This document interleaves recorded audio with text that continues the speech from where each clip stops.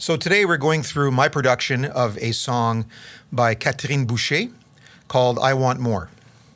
Katrine sends me an isolated acoustic guitar track and an isolated vocal track. So let's listen to those. This is what I get when she first sends me her song. I've been walking down this lonely road waiting for something or someone that's never coming. Have you been hiding from me in the shadows, or am I just seeing labios? And let's go check out her chorus. You have my back and I have yours. It's always been like that, but you don't know how much I want more. All my words falling flat. Okay, so that's what I get. Neither one of these tracks is going to be in the final production. They're just there for me to work from. Then she sends me YouTube links of songs that she would like her song to sound like. For example, she'll say, check out this one, listen to the bridge at 2 minutes and 38 seconds. I want my second verse to sound like that. That's just an example. It wasn't like that for this one, but I did get reference tracks that she wanted me to sort of mimic, not copy exactly, but just use for inspiration. The references I got for this track were very electronic-y. They had a lot of almost dubstep rhythmic elements, and they had a lot of synth pop, kind of big production. So I pulled out a lot of synth that I had and a lot of drum machines and things like that. So another thing I like to do is, it's a long song and it's going to build. It's going to start with little and go big, but I like to start with the end first. Let's finish the biggest, loudest sounding chorus at the end of the song first, and then we'll strip down and build to that from the beginning. So this is our finished third chorus. You have my back and I have yours. It's always been like that, but you don't know how much I want more. All my words falling flat. Totally different from the demo, but it's just a demo. It's just, here's the chords and here's the lead vocal. The lead vocal is the same. She did some harmonies, but, very, very different. But this is what we ended up with. So let's pull that apart piece by piece so you can hear what's going on. The song is a slower tempo, so it's easy to get stuck into everybody playing slower groove elements, and then the song just keeps sounding slow. But all the references she sent me for inspiration were up-tempo songs. So how do you make a slow song sound fast? You busy up the rhythms by really exploiting syncopated 16th notes and things like that. The 16th note pulse in this tempo is like ba ba ba ba ba ba ba ba ba. So there's a lot of energy there. You just have to tap into it. Let's listen to the kick and snare, and you'll hear how I busied up the bass drum, the kick drum, to make it sound more energetic.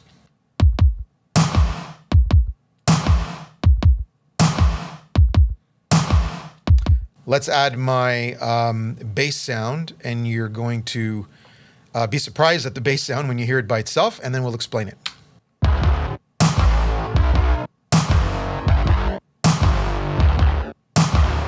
So a lot of punchy, syncopated rhythm there, and that brings a lot of energy to what otherwise would be just a noticeably slow tempo, but it doesn't sound slow anymore. It sounds very energetic. The bass sound, I used two different synths. Here's the first one.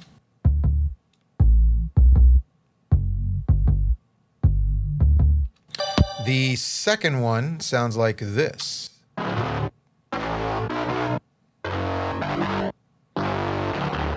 So my reasoning there, and my reasoning is bass functions as two instruments a lot of times. We want the low end because we need to be able to, fill out the subwoofers and the headphones and the car speakers. But we also want this, in this case, a lot of trashy industrial dubstep kind of element, that distortion. But you can't just take a bass sound, one sound, and distort it. You're going to get that one element you want, but now you've lost all of your clean bottom end.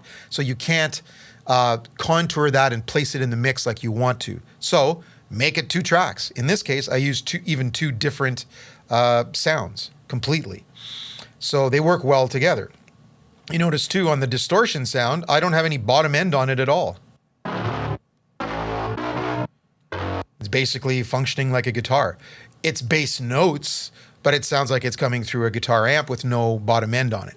So it's not obscuring my low end in the mix, which is exactly what I wanted. Let's go check out some of the other elements I have. I'm going to mute her vocals so we don't hear them. Let's go with this track. Here's what it sounds like on its own.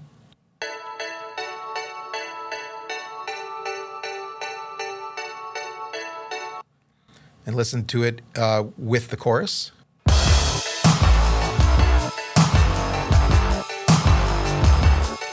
So it's in between the main eighth notes, creates a lot more energy, and it busies up the groove even more. Over here, I have this interesting little element.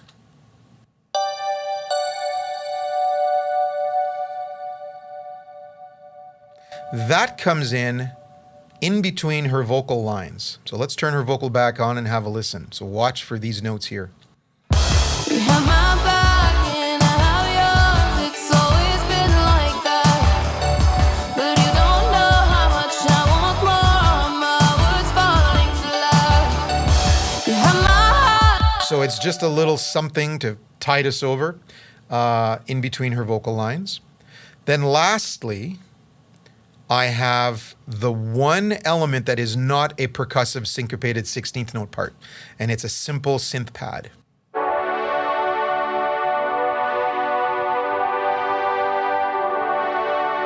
So listen to that in the mix.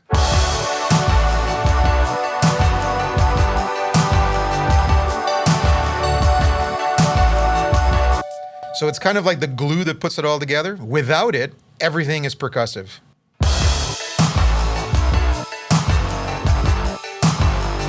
But with it, everything is filled in. Oops.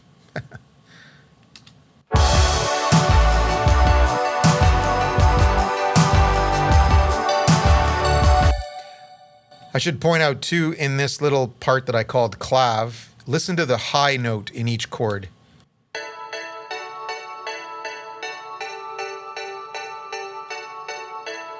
So that provides some more harmonic movement. So it's those note changes are chosen very specifically to contour what she's doing in the vocal and what else is happening with the chords. So it's all worked out. Let's go to my percussive, I guess the hi-hat type of thing. Listen to, I've got two patterns here. We're going to show you each one at a time. Here's what I called hi-hat. It's two sounds from a TR-808 drum machine.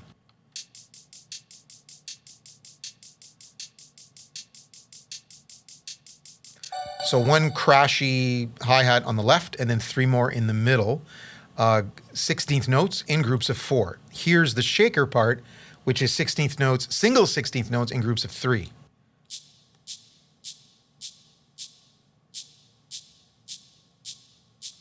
They're actually on the offbeat. It's like 1, chink, chink, chink, chink, chink. Put them together, and you get a really neat contrasting sound.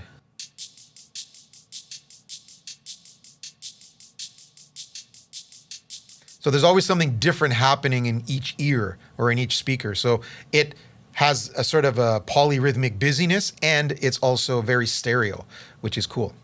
In the last chorus, I add this ride cymbal. But I don't have it in chorus 2. This is the only thing that I make different in chorus 3. Chorus 2 is as full as the song's going to get. The only difference in chorus 3 is I add the ride cymbal. Okay, so there's our final chorus. And then going back to the beginning and how I build up to that part, let's do verse 1. Actually, we'll start with the chorus, with the intro. I basically have those bells. Remember those bells that play in between her vocal lines? I have those playing the chords, and I have this synth line as well, which sounds like this. And you put them together and you get this.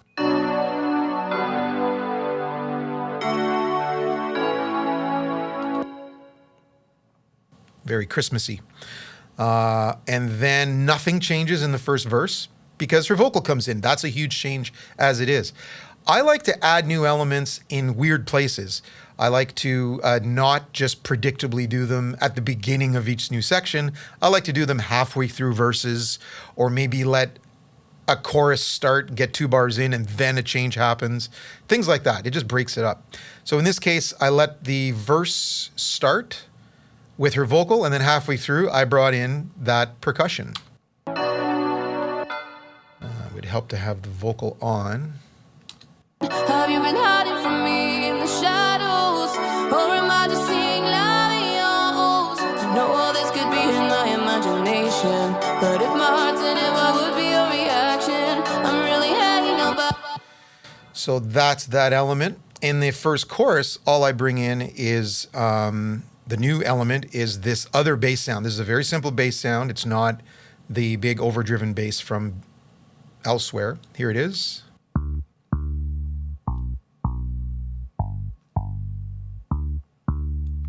So that's all that is new in that part of the song. Here it is in context.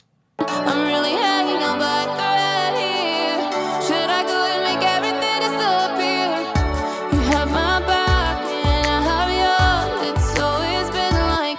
There you go. I lied, obviously. There are these beautiful finger snaps with a really cool pre-delay. Where you had, there's like the snap and then some space and then the breath of reverb. That just is a cool 80s effect, and it never gets old. And then I have these, remember the bells that play between her vocal lines? I don't have these in here yet. I think they're actually busy playing the chords with that synth pad. So I have this sound.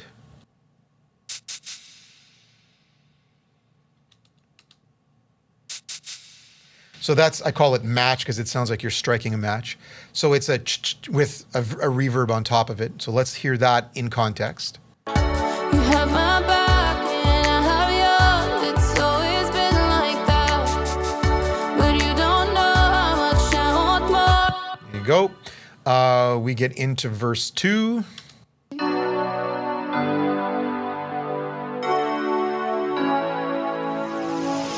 Ever since that day I've been. So we stripped away all of the percussion. Can you see me in this light? And now we're back into just the pads from the beginning. And then the famous classic electronic-y sounding swell, this thing here. Ever since that day I've been very confused. That comes in later on here before the first chorus. There's another swell there.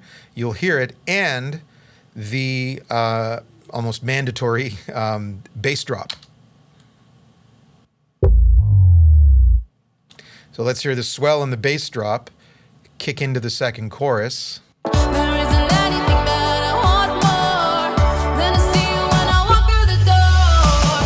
You have my back And it just, I think it hands off to the big chorus, the first big chorus of the song beautifully.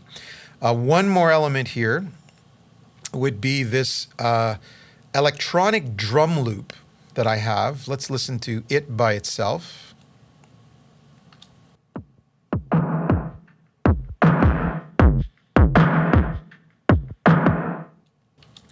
It kind of gets louder. Well, it does get louder. You can see it here. It boosts up, and then it kind of goes away a little bit. But there's another element to it. I guess the best way to show you is to pull up the equalizer of this track, and you see I've got some automation here. Watch I've got this low end cutoff. This is how much bass is rolled off, and this is how much treble or high end is rolled off the track. And it's going to get wider as the track gets louder.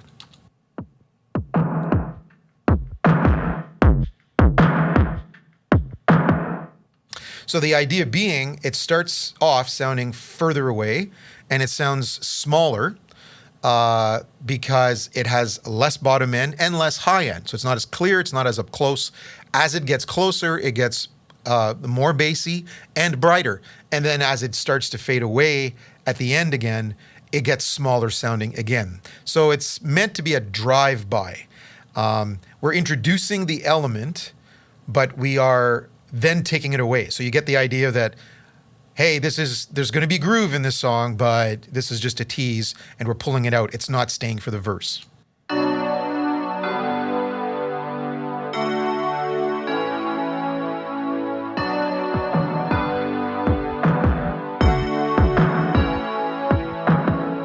I've been walking down this lonely road.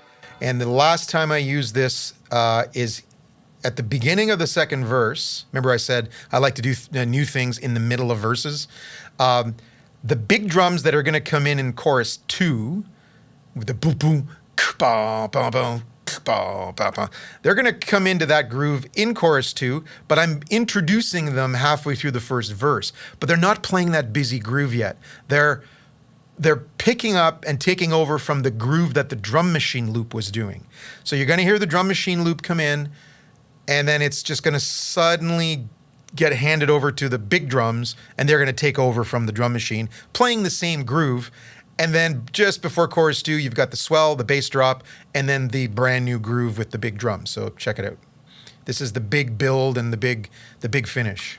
Ever since that day I've been very conflicted. I really want to forget you, but I'm addicted to the smile you give me with those eyes. 'Cause every single time you leave a part of me, it dies. 'Cause I don't know if I am ever gonna have a chance to walk through the rest of my life while holding your hand. There isn't anything that I want more than to see you when I walk through the door.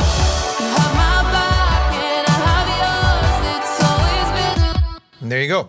The last thing I'm going to show you is when she had the song written, she went directly from chorus 2 to the bridge with no break. And I wanted a break. Sometimes I'll go rogue and try something on my own. 3 to 4 times out of 5, I think she likes it. And she goes, yes, stick with it. Sometimes no, but I don't take it personally. There's a million ways you could do every song. So this is the instrumental that I came up with. It's basically a solo by that bell sound. Check it out.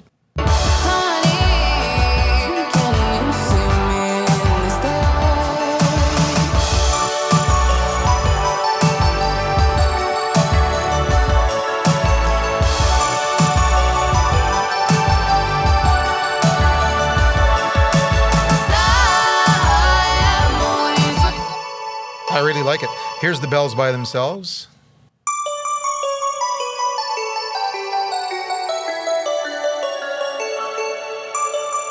Pretty simple, but I think it's a really nice breakup from the rest of the song. It just breathes a little bit of space into it and sets up the bridge even better. Because when she comes in with that huge vocal in the bridge, it really it comes at you harder because you had that break before you were been thinking about something else. All right, hope you guys enjoyed. Thanks very much.